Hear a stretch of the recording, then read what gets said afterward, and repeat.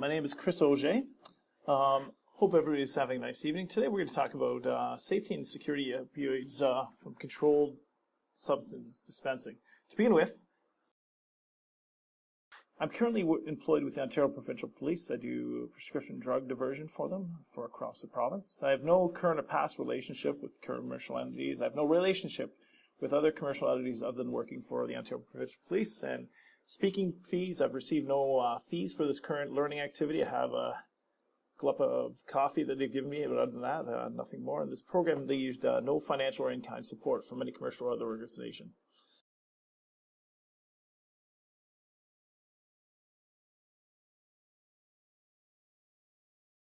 So today, what we want to get through, and what I want you to have a better understanding when we're done, is understand the importance of prevention, management, effective diverted narcotics and controlled substance. I want you to get familiar with the terms and vernacular and street value and pricing of different diverted narcotics. Some of the narcotics you'll see some of the street price and different vernacular or terms, street slang that people are using. We want to take time to look at the strategies to prevent and manage pharma robberies, such as safeguards and risk assessments. I want to discuss the roles and responsibilities of the pharmacy team before, after, and during a robbery, and outline the methods of diversion, including robberies, break-in-and-enter, fraud, and how better to sort of identify them. And you guys are very good at that.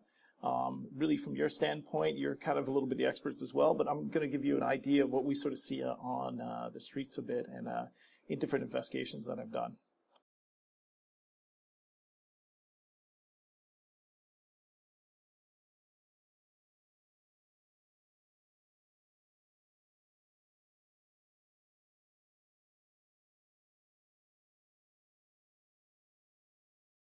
Why are pharmacies targeted? I think the most important thing to remember is that prescription drugs are basically monetary in value. People sort of want to get a pharmacy because it is similar to a financial institution now, with the fact that it's a currency upon the streets is opiates or anything sort of diverted medication-wise, as well as substance abuse issues. We found that people have numerous substance abuse issues that may target pharmacies to be able to get sort of a diversion that comes along. And as well, both. There might be sort of terminology that both are intermingling of both. So these are reasons a lot of the crimes sort of happen with pharmacies. Before, monetary value wasn't as big, but now with the fact that there is a bit of an opioid crisis that's happening in Ontario, we have seen the targeting of pharmacies happen more often.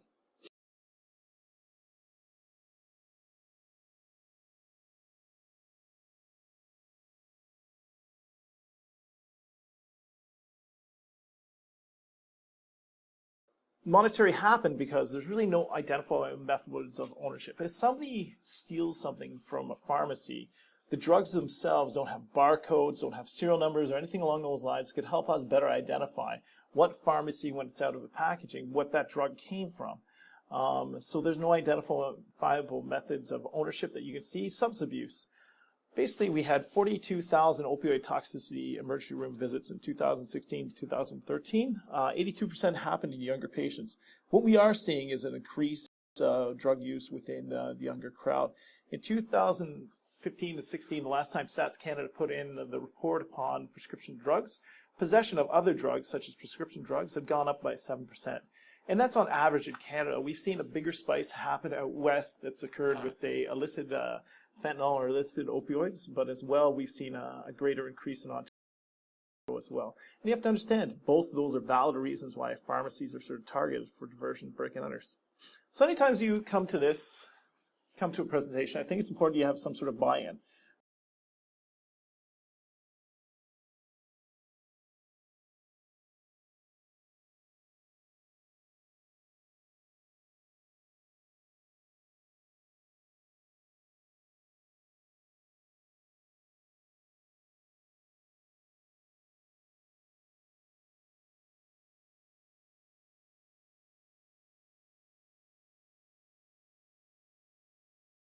So, in 2008, doing a work that we do with the Chief Coroner's Office, we saw 120 people died that year of drownings. We saw 350 people died of opioid overdoses, and 350 people died of motor vehicle collisions.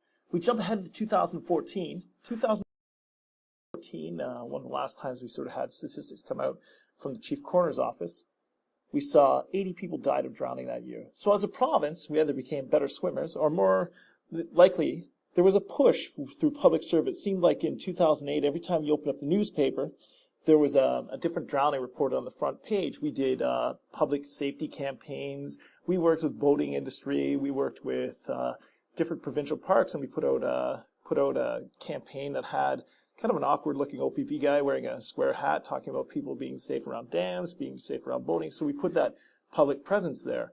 So 80 people died in 2014. We take a look at motor vehicle collisions. 481 people died in all motor vehicle collisions in 2014. And we see, with opioid overdoses, 527 people died of opioid overdoses. So, as a province, the second leading cause of accidental death in Ontario, first leading cause of death being falls. So, more common, or we're actually going to see opioid overdoses. And that is just but from the single molecule. When you consider it alcohol as well, it jumps up to well over 700 people have died in Ontario.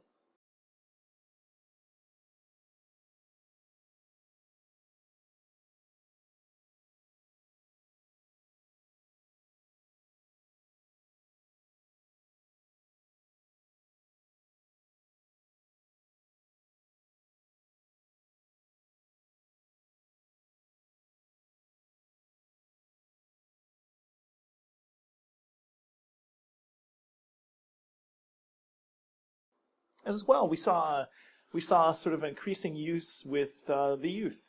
We know from our statistics, it shows that we had, with the Ontario Drug High School survey, we saw approximately 17% of youth self-reporting using recreational pharmaceuticals. Number one in Ontario will always be alcohol. That hasn't changed. It hasn't changed since I've been a kid. When you go down to the beer store, you look for the sketchy-looking guy on a Friday night, and you offer him $20 to try to get a six-pack. That still hasn't changed. High-energy caffeine drinks, caffeine cocaine, kind of came around the same time. Caffeine being the more socially acceptable one, still is one of those things in high-energy caffeine drinks we see. And opioid pain relievers at 10%, goes up to 13% in grade 12. Actually, when you take a look at the methods with the youth that's happening, 33% of youth have been offered a drug of some form or another in the last calendar year, up to the age of grade 12. 14% of those were actually done at the school. So what they do is a thing called a farm party, PHRM, and what they'll do is they'll take your medications, your expired medications in your cabinet, and they'll start putting it into a bowl, and they'll call that trail mix, and they'll start taking handfuls of this stuff when it actually comes. Because we've done such a good job with don't drink and drive and focusing on alcohol, we've kind of forgotten about the medicine cabinet. So if you can imagine as pharmacists, the different intermingling that happens with some of these scenes where kids are taking handfuls of the stuff, they don't even understand what the medications do properly, and ingesting this and putting them towards their system, it is a huge problem that we're seeing coming up in Ontario. And as the OPP, we are very concerned of that. With any time up to 20% can be self-reporting using pharmaceutical medication recreationally, we are very concerned with that.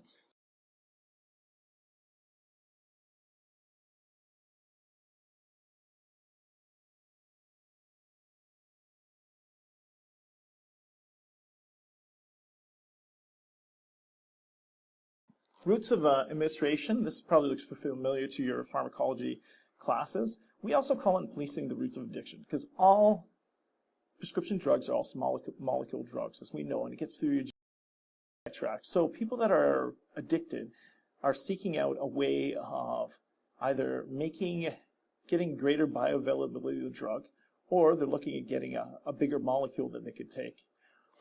First way is orally. So what they'll do is they'll ingest it, and everybody that takes a prescription narcotic for the first time to get a high feeling is constantly chasing that first high. They're constantly trying to achieve it. So the next thing they'll start doing is after they take it orally, they start taking it and they'll start grinding the pill either externally or they grind it against their back molars or back teeth, and they'll start getting a little bit over the tongue, a little bit of sort of a powder sublingual effect that they're getting.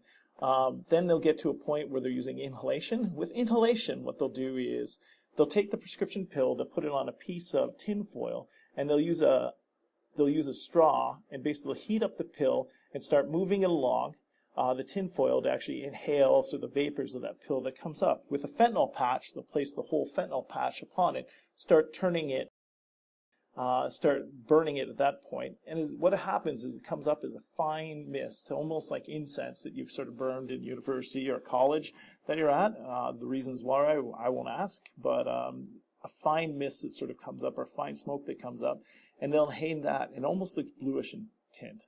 And can you imagine the different plastics they get at that point, because it's the full patch that's sort of coming up.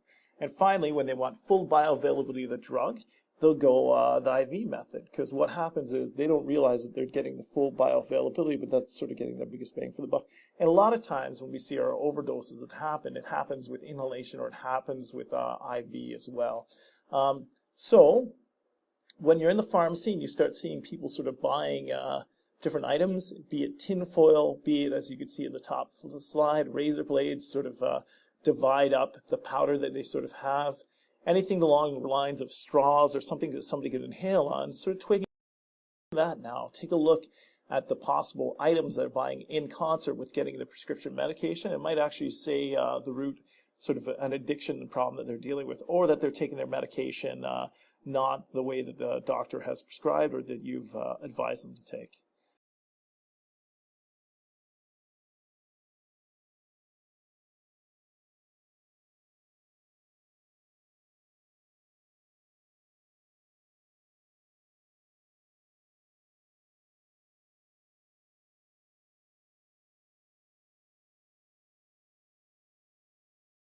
So, first one that comes up is Schedule 1 is the opioids. When we talk in policing, we talk the 4 schedules. Schedule 1, 2, 3, and are all possession-based offenses. We can actually arrest somebody for possession of those scheduled substances, because you need to have an authorization from a physician to be able to use it. Schedule 4 is a trick here, and we'll talk about that when we get to the benzodiazepines. But Schedule 4, we can't arrest for possession-based offenses. And when I talk about arrest, in the OPP, we realize we're not going to be able to arrest our way out of this problem. We realize this is a community problem that we have, and part of me doing this lecture tonight is part of the community solution that we're going through. The best that we sort of educate ourselves is the best way that we can understand from all sort of facets. And the solution we come up to with this crisis is going to be jointly. So Schedule 1 of the opioids. On the codeine is the number 1. It's the lowest of low. Codeine on the streets has such terms as purple drank, Zurip lean level. Anytime you hear these terms, schoolboy, it's referring to codeine.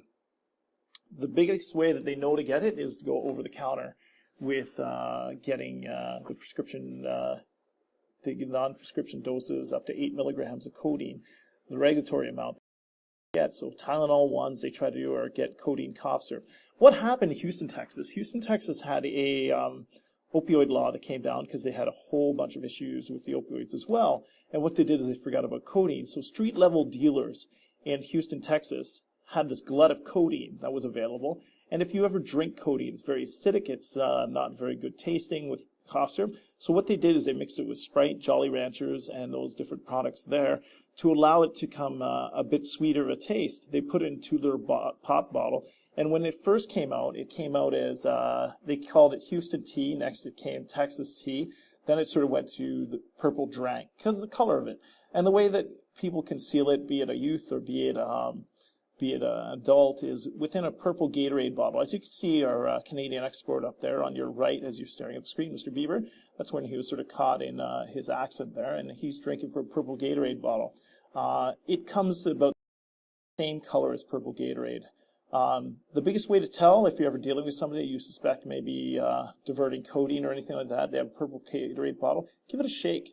We all know from drinking Gatorade that Gatorade isn't carbonated. So if it's carbonated, it starts fizzing.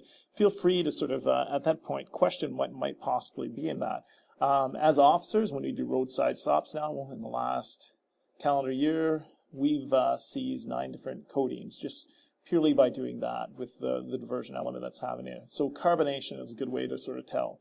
So on the street, it tends to be about 50 cents to $1 a milligram, milliliter. A 2-liter pop bottle could get you 20 to 40 bucks on the street, depending on availability.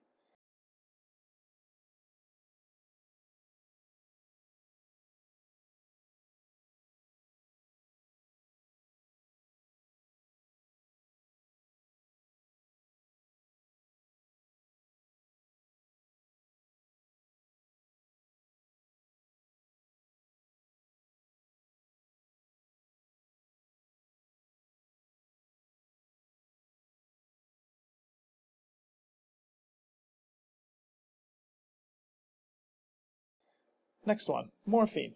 On the street, known as Emma Monkey.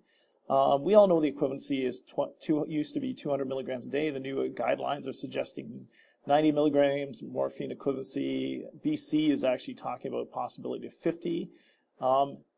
Morphine's important because morphine is where branding starts. When you're on the street, it's very important for when you're doing a drug deal to make sure that people can tell the product that you actually have. If you were to expose your hand, show the telltale sort of M in the box there for morphine sulfate, you'll actually come forward and people will offer you the product from there. If people see that the product is not available or it's not what they want, they'll sort of shake you off. So branding becomes very important on the street. It's not like those big Hollywood drug deals you do see. Drug deals happen in a matter of seconds, a matter of minutes, usually hand-to-hand that way. On the street, morphine is 33 cents to $1 a milligram. The really popular ones tend to be the 200 milligram ones. Popular vernacular you'll hear, two guys at the counter talking about Emma might be something that you sort of twig if there's no girl that's there, as well if they're talking about monkey. And there's no primates around or they're not close to a zoo or anything like that, might be another way to sort of twig in that they're talking about morphine. Morphine is very popular on the streets right now because everything sort of happened. We'll talk later about oxycodone.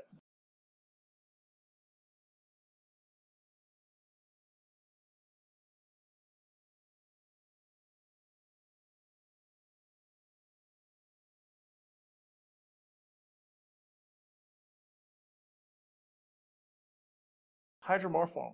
Hydromorphone, known on the street as dillies, dilaudid. As well, this is where you start noticing that people are actually using the colors to identify the different pills. Hydromorphone is very popular on the street. The reason it is it's in a capsule form. So if they want to abuse it, they break it apart, put it into two halves, they'll grind it down to be able to a point where they can actually put it up both nostrils and inhale it at that point to sort of get it a bigger bioavailability that way through the nasal membranes. With hydromorphone, the really popular ones on the street tend to be the 24 milligrams. On the streets, they're called grays or gray paint. As well, with this, you sort of see people sort of talk about the dosage, that being a 2-4 is another way that they'll sort of talk about it. And the 30 milligrams are really popular on the street,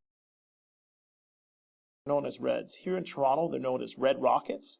So if you hear somebody talking extensively about the TTC, might possibly not be talking about the TCT at all. They might be talking about hydromorphone. Hydromorphone, as well, we saw a changing of vernacular that happened. Hydromorphone used to be, when I heard about hydro when I was a kid, a lot of times people were talking about marijuana. Hydroponic marijuana was grown at that point, so people sort of identified hydro as that. Vernacular's changed, so hydromorphone or hydros now mean hydromorphone. And basically, anytime you hear that terminology or hear somebody talk about paying their hydro bill or paying their electricity bill, a lot of times they're talking about debt that's owed about hydromorphone or something along those lines. So dillies, dilaudids, grays, reds, hydros, and hydro shows the changing of terms.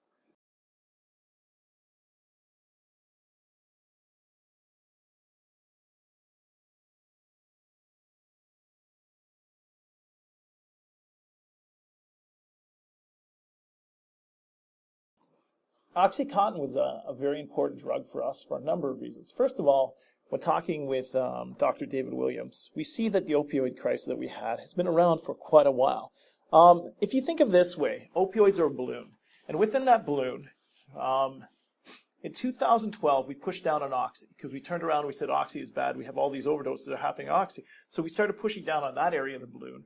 Next thing that happened is we started seeing rise fentanyl.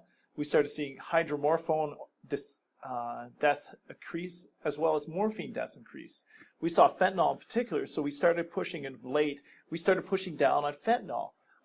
When we concentrate on one molecule, we push down the fentanyl. Next thing that happens is illicit fentanyl started coming up that we'll talk about later, as well as hydromorphone became more prevalent, and going back to generic oxycodone as well. So we sort of see that. So when we try to tackle this, we have to try to tackle the balloon in general. We just can't push down on one molecule. When we talk about a strategy in the OPP, or we talk with our community partners such as yourself, we talk about the opioid crisis that we've had, not particularly the fentanyl crisis or the Oxycontin crisis that we saw in the past.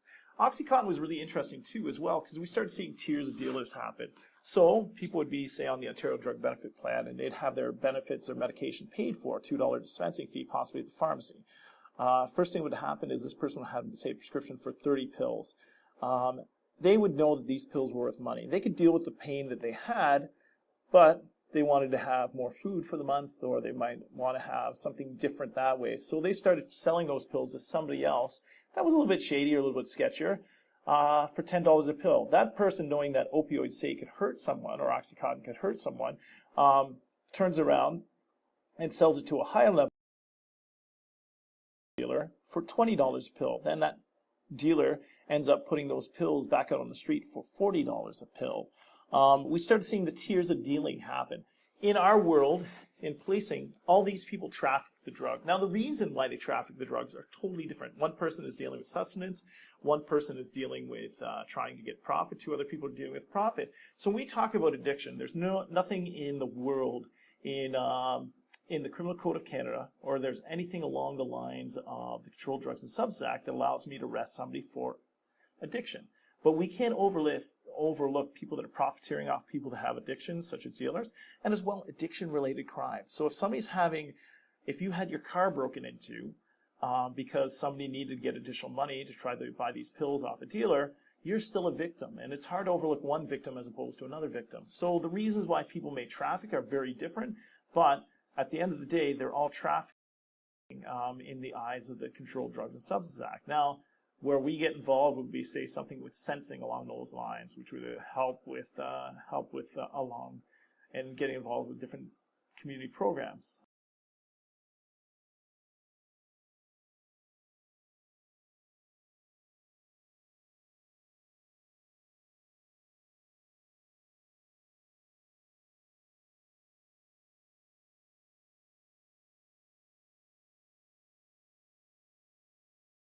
So Oxycontin really has been around since 1919. The biggest thing that happened is Purdue came up with a formulation change that allowed for the cotton method, for them to be allowed to have the drug basically go into their body a different way. And that happened in the late 1990s and 2000. We saw the influx of Oxycontin due to the fact that the patent was expiring with Purdue, and as well due to a lawsuit that they had on their side of the packaging: do not crush, snort, do not inject. They had all the different laundry ways of different routes of administration or routes of use that people could use. So the old formulation that happened is it sort of looks like the old formulation crushed. The new formulation, old formulation put through a grinder, is very similar. You see it as a powdery form. And finally, when it's mixed, the old formula mixed with water, sort of looks like that.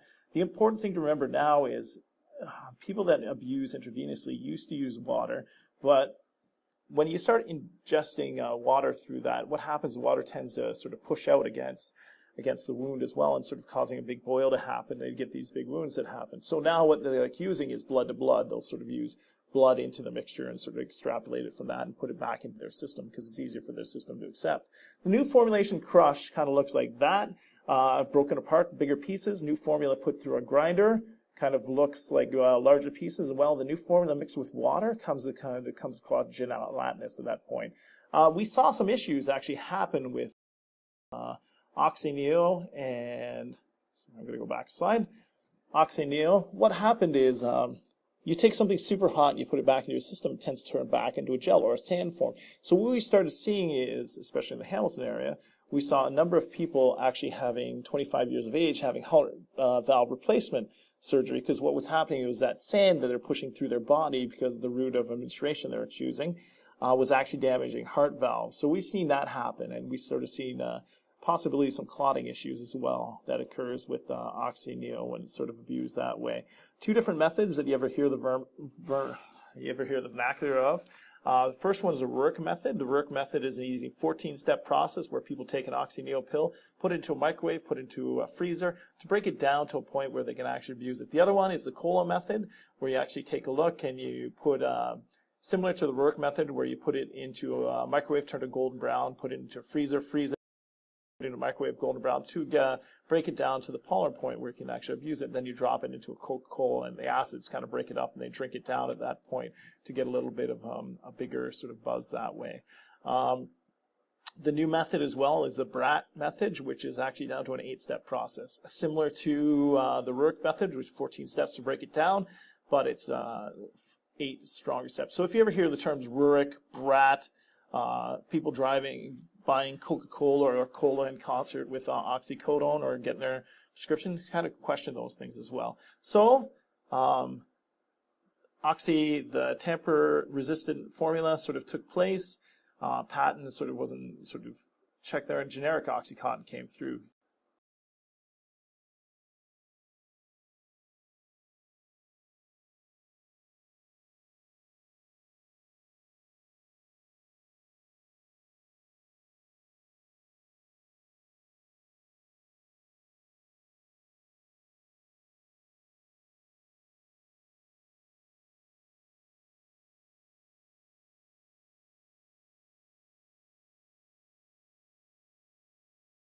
Generic Oxycontin on the street tends to be known as old schools. They're also known as crushables, crushies. The biggest ones they seek are usually the ones for Apotec. Apotec, APO on the side. A lot of these tend to be the 80 milligrams they'll seek on the street. 80s from generics tend to go for, could be as high as $80. With Oxy Neo, tends to be half the price, 50 cents a milligram. So they are sought on the streets because there is no sort of abuse deterrent formulation that people have to go through to be able to abuse it. Tends to be a cash business.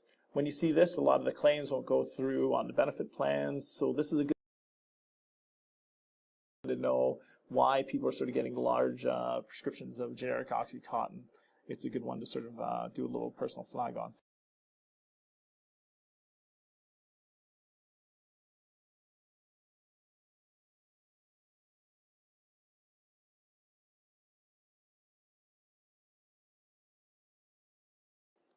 So fentanyl on the streets, to begin with, fentanyl sort of, we started realizing fentanyl when it really happened in Manotick, Ontario, and we'll talk about that in a minute. Manotick was sort of a unique, that sort of led to the legislation that we have now with the Patch for Patch program. On the street, fentanyl tends to be known as Fent. The really popular ones are Sticky, Sticker, Patch. Tend to go for about $1 to $4 a microgram. 100 microgram patch on the streets of Toronto could get you as high as $400. Same with Sarnia, Ontario. The reason why it's sort of sought is what they like doing is, as we talked earlier, like burning the patches. And when that happens, the overdose actually happens very quickly when they sort of change it. We had a project called Project Daisy that we did in the streets of Barrie, where we seized a whole bunch of fentanyl patches. Our undercover operator was selling, buying part of a patch from somebody, and that person actually used a patch in the back of the pickup truck. And he said he saw that person's hands basically go black as they started overdosing. The cyanosis, it tends to be a bluing the fingerprints. You'll see when sort of people abuse it. They like smoking it. Dealers tend to quarter it out because people don't tend to have $400 on the street. So what they'll do is they'll start cutting it. A couple problems with that. To begin with, they don't get the same dose because you can't say that dealers are actually doing this and taking a cut to make it the same way. And as well, anytime you sort of cut through or you sort of tamper the original use of the product, a little bit of fentanyl sort of seeps out of the side as well. So people will sort of get that standard dose that goes right across. So somebody that may have used part of a patch the day before might be fine. The next day they use another patch due to measurement, due to the fact that it may not have as much active ingredient. That person may go through an overdose problem at that point. Fentanyl is very popular on the streets. Basically what happened is, because fentanyl was very popular, in Manotick, Ontario, there was an oxycodone problem they had. Local dealers started using oxycodone. A gentleman, their dealers got cut off from their oxycodone supply, so they started sort of dealing fentanyl. At that point, a youth overdosed on a fentanyl patch and died. And from that point, they sort of put in the face of the pharmacist at that time, saying, what are you going to do about it? And realizing that fentanyl patch is the only thing that we could sort of return. When we use other opioids or anything along that lines, there's nothing sort of left.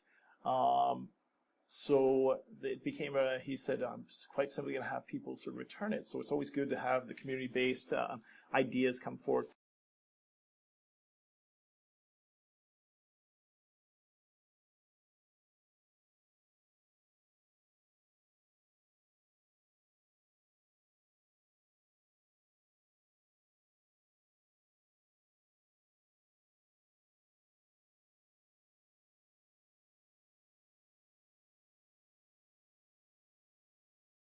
Fentanyl powder. Fentanyl powder we started to see increase of. As we started to push down on fentanyl with the Patch for Patch program, fentanyl powder widely became more available in Ontario. Fentanyl powder is white crystallized substance with no odor. Kind of looks a little bit like icing sugar, some of the seizures we've had, but generally tends to be white, not sort of seen in. And it's cut traditionally into former pharmaceutical products up till 1920. Now illicit products being cocaine. Cocaine was first used with eye surgery. It's very effective that way as an eye anesthetic. And when people have that sort of down feeling with cocaine, a numbing effect, that's where the fentanyl kind of slips in. And it sort of feels that they're having the same numbing effect, but it doesn't kick in with the stimulation. Because as we know, drugs depress the system or stimulate the system. So that's what you see with cocaine. Within 30 hours in Durham region, we had 4 people in 2015 become responsible for snorting cocaine mixed with fentanyl. The other one is heroin. Heroin was made by the Bayer Company, the same people that made aspirin, shortly after morphine was first synthesized. Within fentanyl 2016, in Owen Sound, we saw 3 people overdose due to heroin at that point. Heroin 4 times as powerful as 4 times as powerful as morphine. Fentanyl being 100 times, 25 more times powerful. Heroin, it slips into the product very easy because it's another opioid. The problems that sort of people see with heroin, we used to say that you'd be able to tell tampered heroin because you could see white flecks through it if it had fentanyl. Now the seizures that we have look purely like heroin, sort of comes across that way. So if people are ever handing you back bags that are white powder, it could be any number of things now.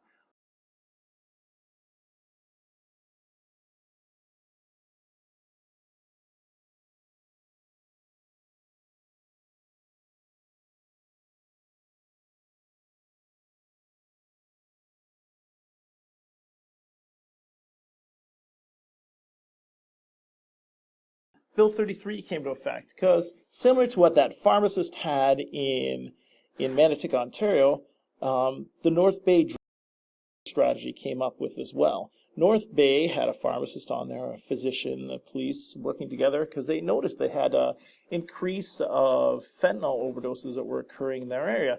They started pushing down on that, and they saw fentanyl deaths drop to 0, whereas surrounding areas sort of increased during that time. The Patch for Patch program came into effect on October 1st, 2016. Basically said that if you get a fentanyl patch, you will return the same fentanyl patch after you sort of used it for therapy for 3 days. Now, when we're involved with these investigations, the regulations allow pharmacists to give us the information when they can suspect that something's counterfeit. When we do these investigations, it's not under the Controlled Drugs and Substances Act. Rather, we're investigating this as a fraud or uttering a forged document. When you sort of see these patches come across, you will see them sort of come across like this.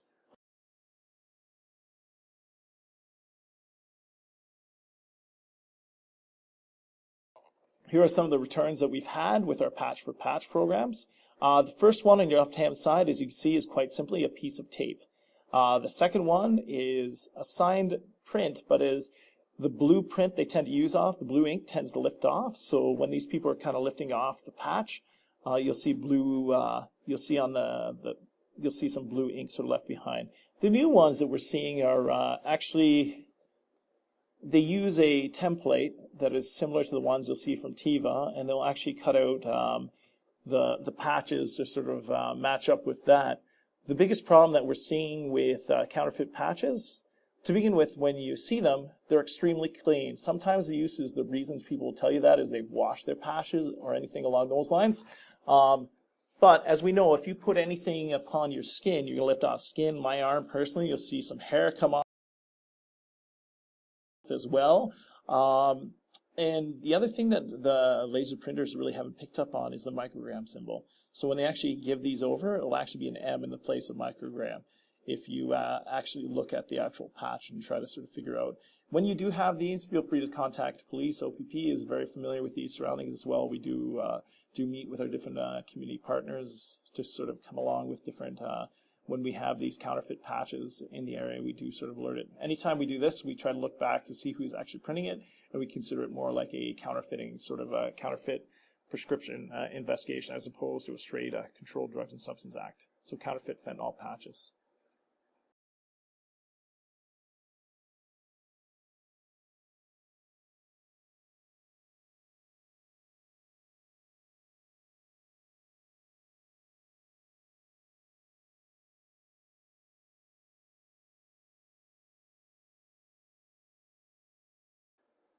The other thing that came in was counterfeit oxycodone. Counterfeit oxycodone came up basically from the West. From a young age, we were taught to sort of trust pills. We've been taught that if you have a headache, you give your kid Tylenol, or you give your kid ibuprofen. As well, people on the streets kind of became known to be able, I can use an Oxy 80 as a street user. When counterfeit oxycodone cotton first sort of happened, what we started seeing is first you'd see the second one from your left, the sort of jade looking pills come in. When they first came in, they were jade in color, and if you broke them open, they tend to stay jade in color. The ones that we're seeing now are look exactly like the oxycodone tablets. They'll have CDN on one side and they'll have 80 on the other side.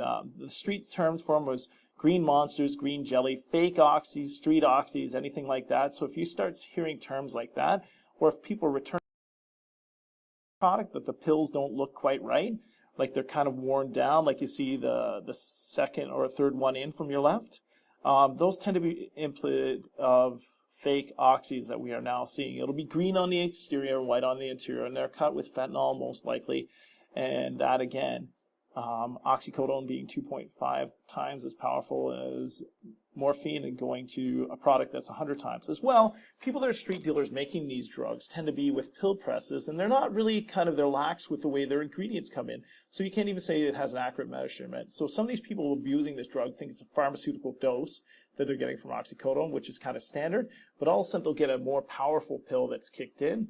That way. They are using Percocets now as well, which we saw again, a recent example of a teenager that overdosed in Ottawa. So it is cut into prescription pills and prescription tablets. So we're sort of seeing that come back. Be cognizant of these products that may be returned to your pharmacy as you have pharmacy return programs. It's not the same as people. I think there's a fallacy about fentanyl. You with powder fentanyl could sit there and have your hand in an hour in the stuff and not be, because it doesn't travel transdermally there. If you give it a route of administration, you give it a punctured hand, or you start stirring it up and you start ingesting it, these people that are overdosing on it tend to be the people that have ingested it, not accidental. There's no frontline responders or no pharmacist that's ever overdosed due to contact with fentanyl that way, with illicit fentanyl, or even cut into pills. Just be cautious if people are sort of taking pills back or examining. Make sure that you're using gloves for your own personal safety.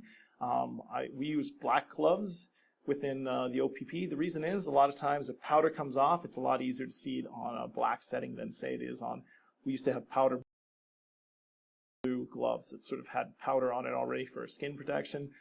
We sort of moved away from that and have gone with black gloves as well, and a bit of a breathing protection as well.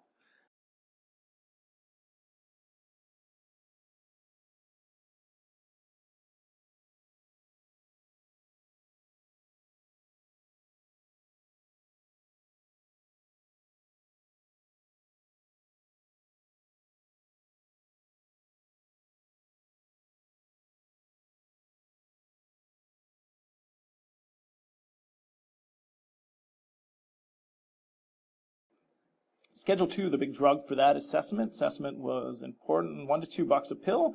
The only one on Schedule 2 that exists. The reason why that one was important is it sort of started medical marijuana. There was a lawyer from Toronto that basically said, if I can take my THC this method, well, how come I can't smoke it? And he had a valid argument which pushed towards recreational marijuana coming in. Sesament tends to be, we see it, tends to be along the people that may be abusing marijuana as well, but we do see it $1 to $2 a pill. Cessies, nabbies might be the way they describe it on streets. Schedule 3, the big one from that, is Ritalin, or tends to be methylphenidate. The reason why it is, it's diverted through kids' scripts. So what the parent will do is they'll give them a can of Coca-Cola, some sort of stimulant, a cup of coffee, and send that kid to school. That kid will kind of be off the rails for a period of time. The doctor or the teacher will call in the school psychologist possibly to come in and take a look. The school psychologist will say possibly ADHD, or bring it to a general practitioner. A general practitioner will say, yeah, kid's kind of ADHD. Any given time, I think any one of us could probably be called ADHD on any sort of extended period of time. I know myself, especially with the speed I'm talking tonight, possibly could be that way. What happens is that kid will get a script for methylphenidate, and the parents will actually abuse it or sell it on the streets. When we did a project in London, Ontario,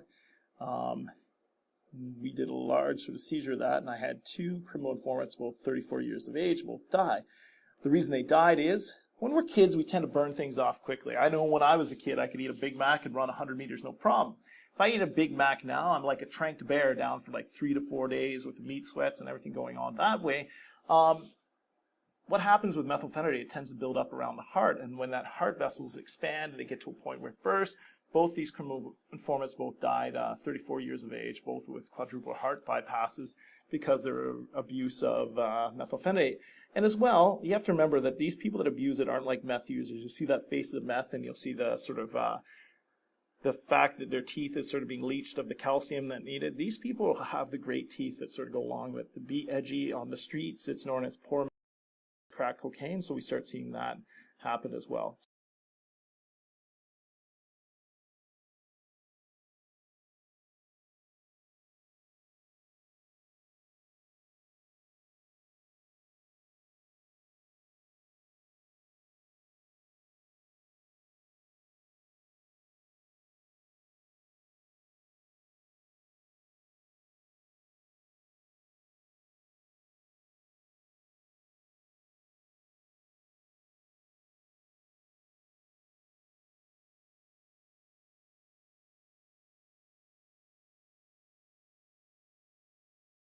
Schedule 4, the depressants, the big ones on that are benzodiazepines.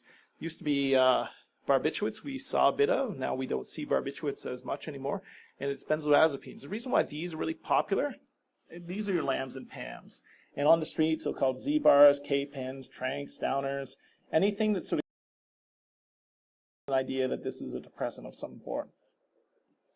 The biggest thing that happens with this is you're now dealing with alcohol. What people do is mix your benzodiazepines with alcohol, and it'll make them feel like they're super drunk. They don't realize they're putting themselves through toxicity.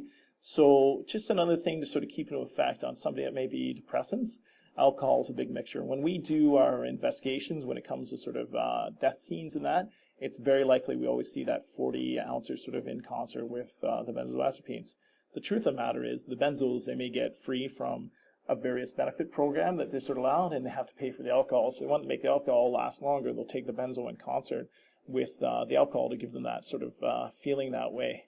Tend to be $2 to $5 a pill on the streets, and they're still very popular. Now with Schedule 4, we're no longer talking possession-based offense. We are now going with possession of property obtained by crime, because at some point you still need to have an authorization for it. If that person can't produce their authorization for it, we are taking it and trying to track it down to the owners, but most likely we're taking it out of that because we don't want to have diverted medication still without the community.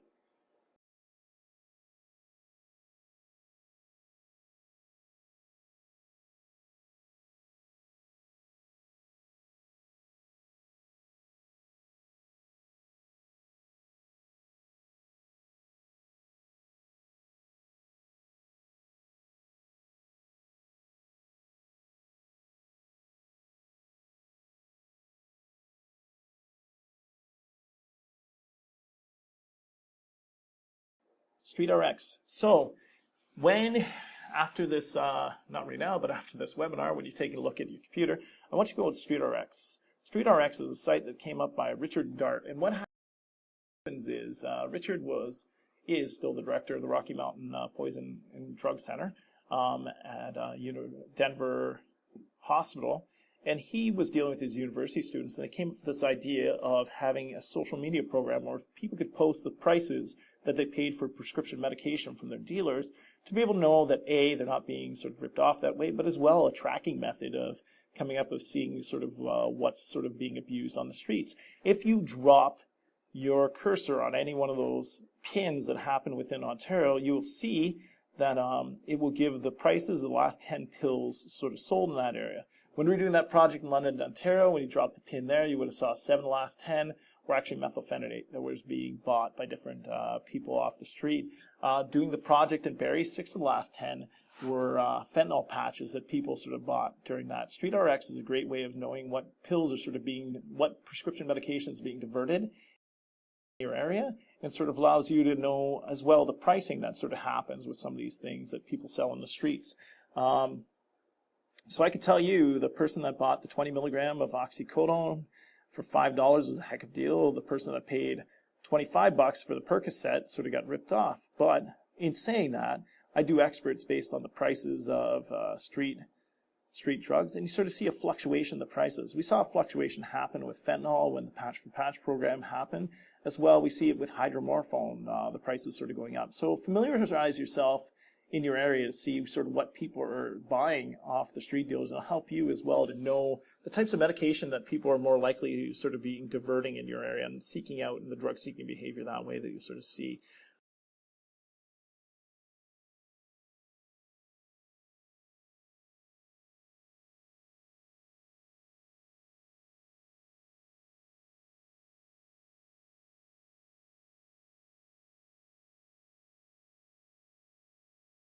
Theft, break and enter, and frauds are all different, but they're different ways that pills get diverted back out in the community. First of all, theft. A theft is just somebody stealing that pill, stealing that medication without any threat, any violence, or anything like that. It's basically the product was there 1 minute, it's gone the next. That person has it within their possession. We may not be able to catch the person on the theft, but we may catch the person in possession of property obtained by crime, which is Section 354 of the Criminal Code. Basically, all that means is stolen property found within their possession. With that, sometimes the theft is an active thing. This tends to be an after-the-fact thing, possession of property obtained by crime. These people have it after the person after the theft, and more likely you'll sort of see that charge. So if you ever get into an investigation where there's a theft in your pharmacy, the people may not be charged with theft. Can't prove it, but we may prove that the person was possessing the property after the fact, which is similar to a theft charge. Finally, another one is a break and enter. Break and enters basically occur when nobody's in your pharmacy. It's a lot of times they've gotten really sophisticated. Things that they've targeted in the past was the day before drawer. They'd sort of look at the day before drawer that you may have, and it's not as secure, and that's what they sort of target break and enter. Sometimes it's not sophisticated. It could be a rock through your window. There's not much to prevent it. Other times, it's getting an idea of the different buildings that are kind of around you as well. Sometimes what they'll do is they'll cut through the ceiling or cut through the walls. If they do that, it's very hard to sort of detect. Make sure you have motion sensors if you're possible for break and enters. Next one is robberies.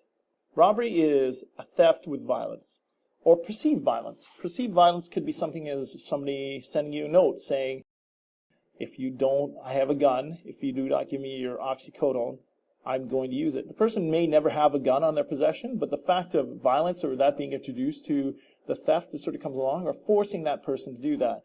Robbery is up for pharmacies because we do know that that is a way. Again, it goes back to the whole monetary. It's worth something on the street. Finally, the most common way that prescriptions are diverted back out into the community is through fraud. 380 of the Criminal Code, and we'll see some examples of that later.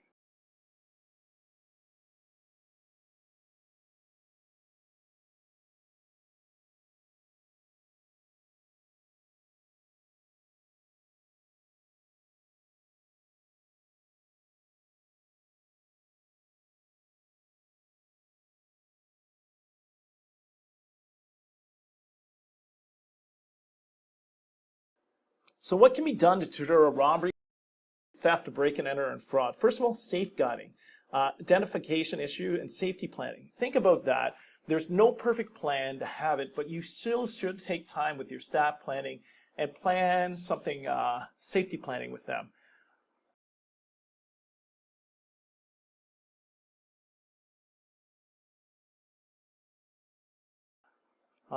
So beforehand, with break-and-enters, thefts, and robberies, safeguards, what are some of the physical controls that your pharmacy have?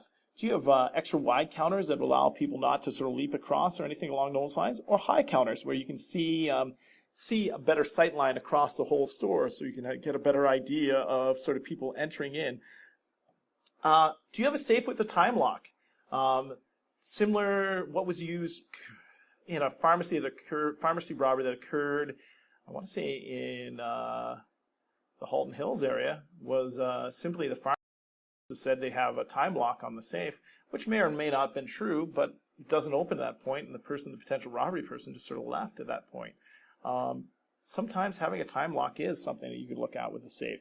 Mirrors, sight lines, and lighting. Make sure that you guys have mirrors and sight lines so you can see the door accurately.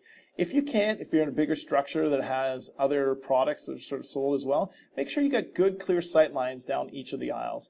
And as well, a good alert system that can happen at the front door as they see people sort of come through. Visible security devices. Sometimes it's just making sure you have the security devices available, whether you do have cameras up that allow for the viewing of the actual store, or possibly you have staff, say a security staff that's at the front door. Security staff at the front door sometimes is just enough for somebody that says hello to somebody. It might be something that sets it off. Make sure that you make people known that they're seen as they come into the store. A lot of times too, take note of things. People that do pharmacy robberies or people that do break-and-enters have most likely entered your establishment already before they've done it. The reason is it kind of cases the place to make sure that they know what happens or what sort of safety measures are in effect. Make sure you have a secure refuge area. As a staff, it's scary to go through something along those lines of a pharmacy robbery. To make sure you have a secure refuge area that if they have enough time to get back into there, tell them to get back into there. We make drugs every day. We don't make people every day. So we want to make sure that people are always sort of safe as well. Panic alarms. Make sure you have a silent alarm if you do have something available. And at night, make sure you have something that's very loud. You want to make sure you're drawing attention to your store because people that operate that way don't want to draw a whole bunch of attention themselves. So if you make sure you have a loud vocal alarm that sort of goes off, and something that's not directly tied to the internet as well, that can sort of we've had that in the past where people cut phone lines. So making sure that you have something that might have been a little bit sort of more standard within the store. And day later drawers is something to consider. I know it is one of those ease things that sort of pharmacists have where you can prepare the formulations for the day before or prescriptions for the day before, but they know about that and they sort of target that as well and they know it's less secure.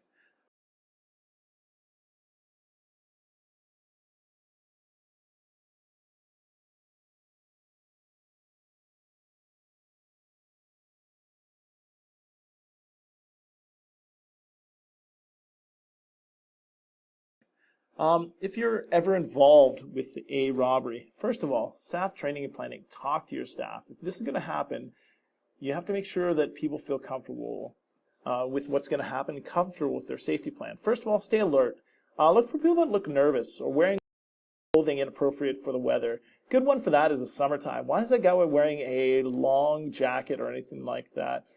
Put signs up towards Halloween that says people within costumes won't be accepted coming into the store, because that's a good way that people sort of obfuscate or make sure they have a disguise on. It's Halloween time. People figure it's sort of usual.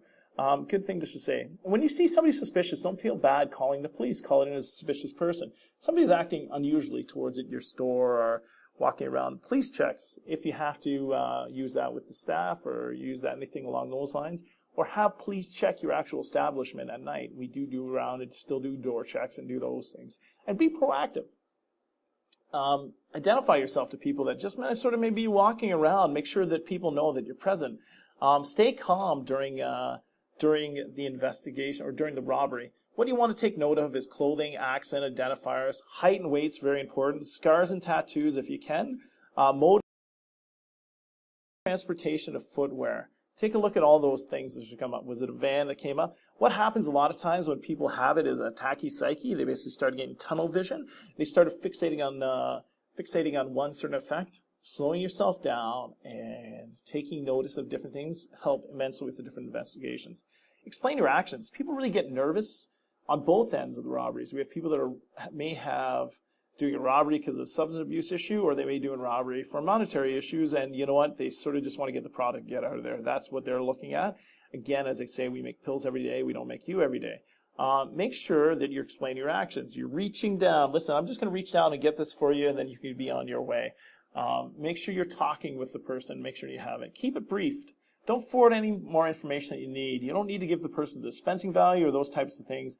You don't need to sort of take that time and a nervous person make them more nervous either way, or even have it. And have a safety plan. Stay safe. Give the product up, as we've told person from banks, but take notice of things. Don't be passive in it. You are going to have to be active during it, but active to the point where you need to discuss this with your staff as well. If you've not gone through this, take a time to sort of say, this is what we're going to do. This is a script I want you to follow if we ever go through a robbery or thing along those lines.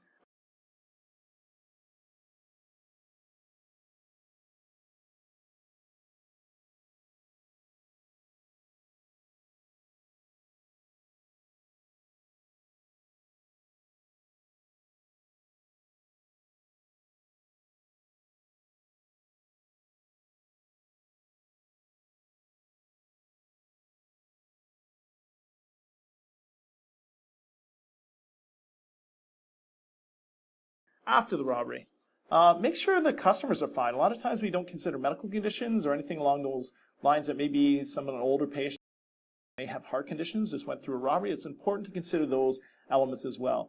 Don't chase or follow. If you do, from a distance, and use your cell phone to call or possibly take video. Lock the store after.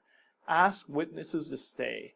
It's really important for us because people have different details of the crime that occurred, that if we sort of sometimes we're being really good with our customers and saying, can you please, they want to leave because they've gone through a traumatic experience, which is understood. As well, if you ask them to stay, they might have a detail that helps us as well. And as well, we have abilities to get them in victim services or anything along those lines will help with that trauma that sort of come along. And as well, your people to help with those traumas as well. Activate the alarm, contact the police, protect the crime scene. Locard's theory basically says every time we touch something, we leave something behind. Make sure you take note of where that person sort of laid their hands or anything sort of that way. So if we can do even some fingerprints or even something along the way of DNA testing, it's a good chance that we can do that. Police identification. Understand that police officers in Ontario have a badge and have a card, which is a warrant card that allows them. Some of the first people that may show up will be plain clothes. You might be scared to let somebody into the door at that point. Ask for their identification. You want to see the badge and you want to see the warrant card as well, and explain to them why you're doing that.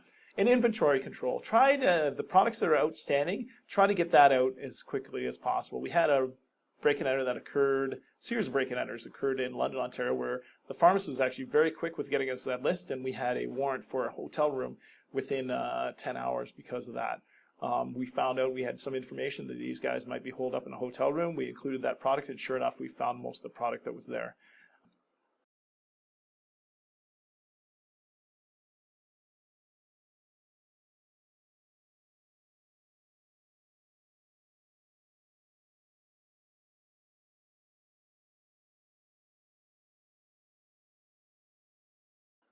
What to look for in a diversion fraud. First of all, when you see diversion frauds, people will be claiming to be from out of town. They'll phone requests for narcotics. We've had an elaborate one where people would actually phone in and make sure, I'm sending a patient over there. I'm just making sure you have 75 microgram fentanyl patches in stock, and they want the Tiva formulation, or they want to have something along those lines. Can you make sure you have it?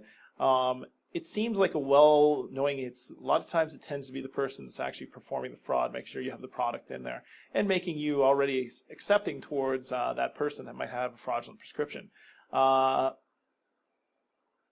nights. How many people come in on Friday nights and when the physician can't be reached anymore and they try to get prescriptions? So that is another thing that occurs. Appears to be in a hurry.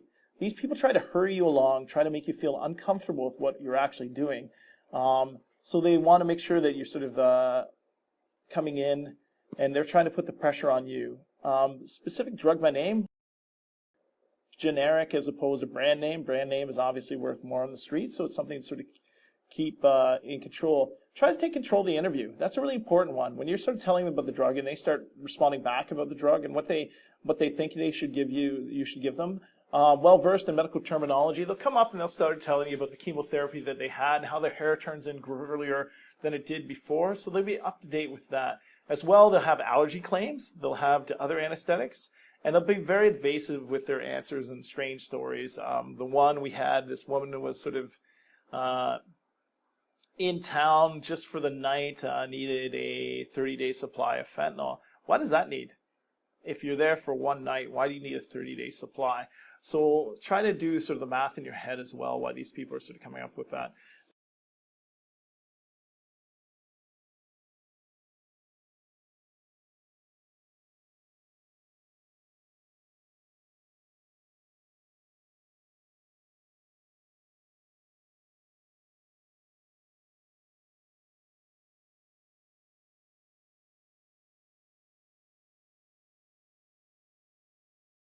Methods of prescription drug diversion still tends to be forged scripts. The scripts that we're seeing now that are a lot of times are templates that are sort of being cut out. They like using the Oscar program. They like using any number of sort of online programs. When they print out, they actually seem like legitimate prescriptions. A lot of times it'll be something that's very close. The other thing they'll use is out-of-town physicians. Make sure you take a look at the College of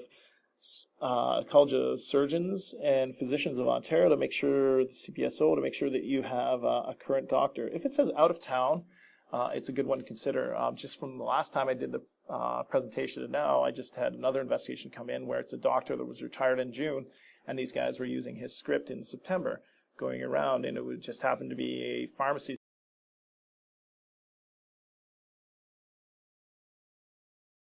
kind of twigged in on that. Allowed us to do that, and on his jump drive, he had 9 different doctors' names on there with 9 different prescription types.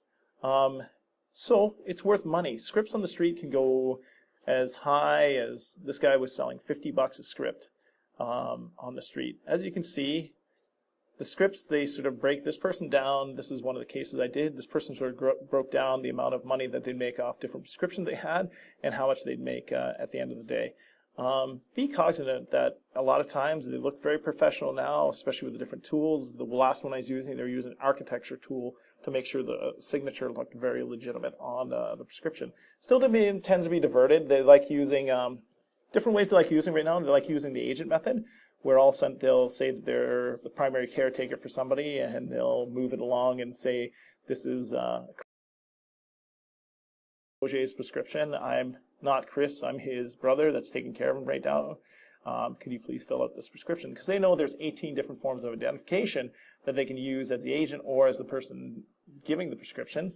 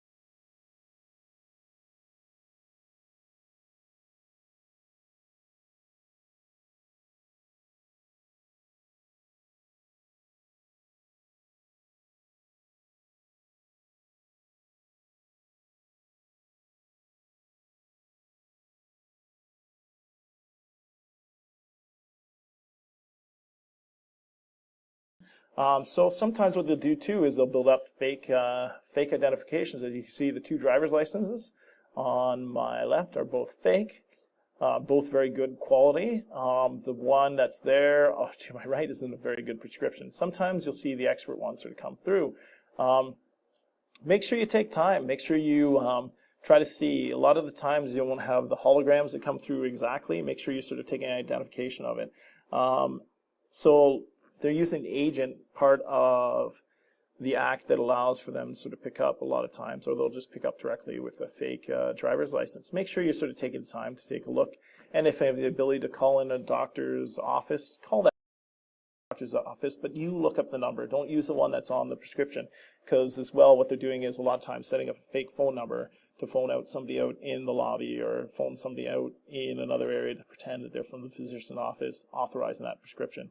Or if it's a fax number, we've had a case here in Peel where we had, I believe, 5,000 patches sort of go across, and it was using a spoofed fax number from using an iPad, and the iPad would put it through a fax number and fax it out to the pharmacy before the pharmacist sort of picked up on that.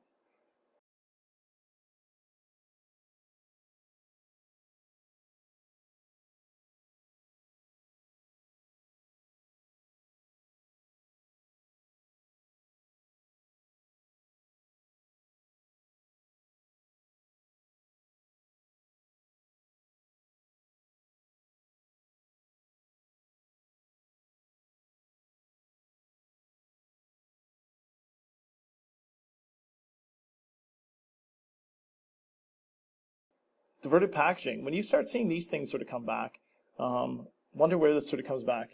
Pill bottles with the label script off. This is, to us, is very much a diverted package. We no longer know who has the authorization for it. Secondly, where people are sort of keeping the pill bottles.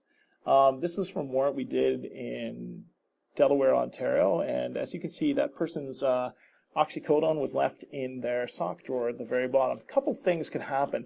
It might be somebody that's trying to stop those pills from being diverted within their own house, but as well it could be somebody that's sort of taking their time and placing it there to sort of stop people from searching and looking for things. If it's the first, talk to people, maybe an elderly patient, talk about the possibility of getting a medication safe and making sure that they have a better securing method than just sort of putting it in their box. Finally, if you see plastic baggies, the only reason people have plastic baggies is to stop people from business trafficking. What they want to do, they want to reach in their pocket, and they want to be able to give out the pills as quickly as possible. Sometimes they'll use dime baggies. A lot of times they'll sort of use a bigger bag. With this, they don't want to take time on the street to actually line up the two arrows and pop the prescription pill bottle and dispense it in their hand and hand it over, because they don't know if that person is a person that's going to rob them. They don't know if there's another drug dealer around there. They don't know if there's a police officer around there watching this whole transaction. So diverted packaging, when you see these types of returns coming to your pharmacy, be very cognizant of that.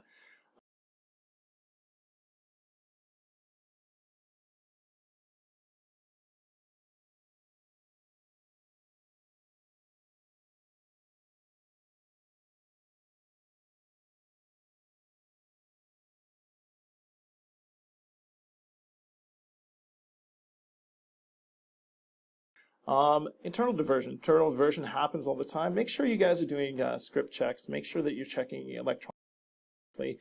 Canceled scripts. There was one pharmacist here in Woodstock, Ontario, that we recently were involved in the investigation of, and what he was doing was using prescriptions filled after death. He was waiting for people to sort of die from the obituary, or he would just randomly go through and pick up people from the Ontario Narcotic Monitoring System or from the area that would sort of have it. And understand you guys are the gatekeepers too, and you make sure if something doesn't feel right, a lot of times go with your gut instinct on that. And don't be afraid to call us for advice as well. If there's something internal diversion, I know you have your own internal diversion or you have your internal investigations, make sure you give us a call if you have any questions as well. We're always happy to sort of take that. And make sure people, if there's any canceled scripts, make sure you're sort of keeping cognizant of that, or any electronic verification systems, making sure you're trying to do as many verifications as possible.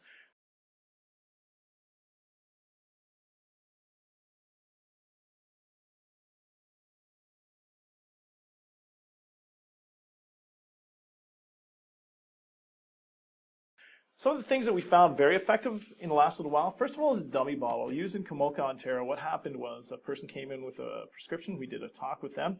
What they did is filled up an Oxycontin bottle with a whole bunch of vitamin C. So when that person came in, asked for prescription drugs, all they simply did was reach down and took their Oxycontin bottle and threw it over to that person. The person ran out. The person would have been gone a long while before they realized they had enough vitamin C to keep off scurvy for like the last year or so.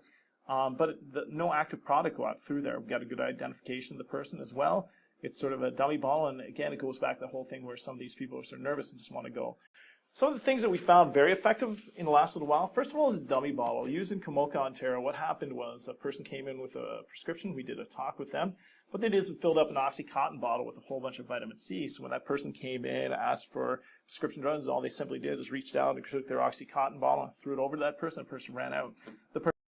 would have been gone a long while before they realized they had enough vitamin C to keep off scurvy for like the last year or so. But no active product got through there. We got a good identification of the person as well. It's sort of a dummy bottle, and again, it goes back to the whole thing where some of these people are sort of nervous and just want to go.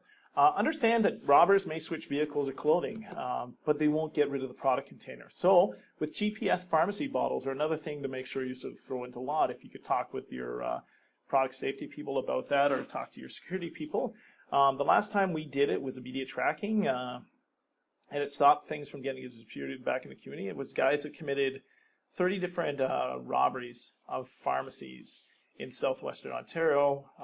One pharmacy in London, Ontario put a GPS bottle into it, and we caught them 11 minutes later from the actual pharmacy. So we knew exactly where sort of the GPS location. So it allows us to stop being diverted.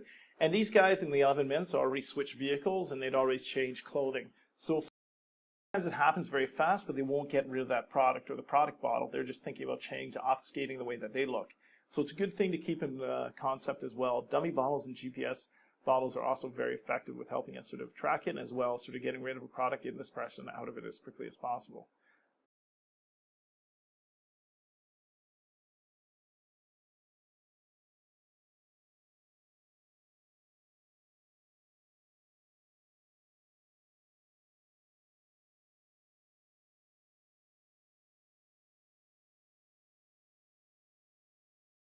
That's my presentation for you guys today.